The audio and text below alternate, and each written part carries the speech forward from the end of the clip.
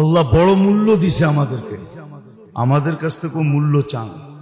আল্লাহ আমাদেরকে বড় মূল্য দিছে। মূল্য যদি না দিতেন তাহলে সৃষ্টির ভিতরে শ্রেষ্ঠত্বের মুকুট দিতেন না। আর কত মূল্য চান? এটা বড় মূল্য, সৃষ্টির ভিতরে শ্রেষ্ঠত্বের মুকুট।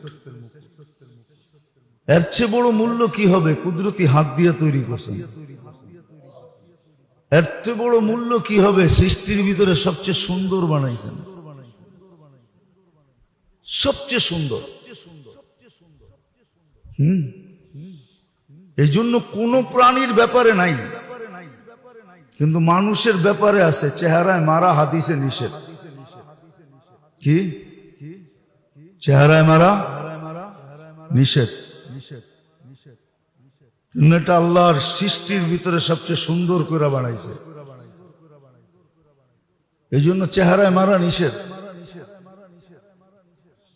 সন্তান হোক আর যাই হোক, চেহারায় মারা নিষেধ। নতুন শুনলেন নাকি? চেহারায় মারা নিষেধ, কাউকে চেহারায় মারা নিষেধ। চেহারায় মারবে না। আর মূল্য কত চান?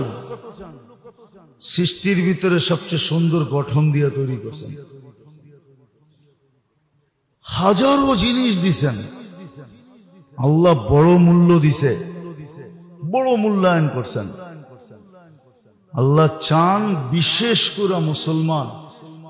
আর কত মূল্য চান যে আপনাকে মুসলমানের ঘরে জন্ম দিয়েছেন, উম্মতে মোহাম্মদী বানাইছেন। যদিও এটার চর্চা নাই, আলোচনা নাই, মুসলিম সমাজেই নাই, অন্য সমাজ তো দূরের কথা। মুসলিম সমাজে ইসলামের মূল্যায়ন নাই, চর্চা নাই। উম্মতেই আজকে উম্মতের দাম জানে না যে আল্লাহ কত মূল্যায়ন করছেন। তো যেটা বুঝাইতেছিলাম, দুনিয়া নিয়ে সারাদিন ভাবি। আসেন এটাকে ছাড়ি, আখেরাত নিয়ে একটু ভাবি যে কালকে কি হবে। তখনই আমি মানুষের মতো মানুষ হব। নাইলে রূপদারি মানুষে তো দুনিয়া ভরা, রূপদারি মানুষে দুনিয়া ভরা, রূপদারি মানুষে দুনিয়া ভরা। কিন্তু আসল মানুষ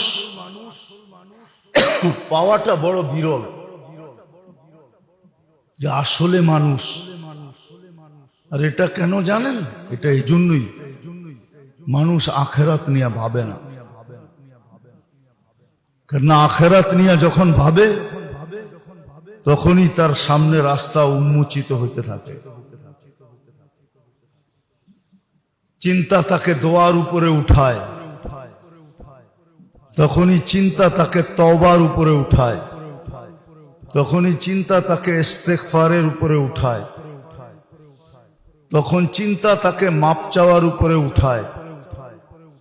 অনেক কিছুর উপরে চিন্তা তাকে উঠায় দেয়। চিন্তা তাকে তখন ছোট বানায়, ছোট।